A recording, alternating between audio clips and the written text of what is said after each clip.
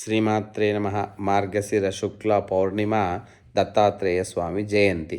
అందరినీ సమానంగా ప్రేమించు, శాంతిని పంచు అనే సందేశాన్ని లోకానికి అందించిన అవధూతలకు అవధూత, పరమహంసలకు పరమహంస.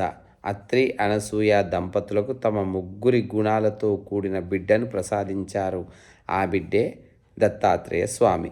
దత్తుడు ఎంతటి కరుణాసముద్రుడో అంతటి పరీక్షామూర్తి. భక్తుల భక్తి శ్రద్ధలను కఠినంగా పరీక్షించేవారు. తట్టుకొని నిలిచిన వారు అనుగ్రహపాత్రులైతే భయపడిన వారు దురదృష్టవంతులు. తనను నమ్మిన వారినే కాదు, వారి సంతతిని కూడా కంటికి రెప్పలా కాపాడే కరుణాసముద్రుడు దత్తుడని దత్త చరిత్ర చెబుతుంది.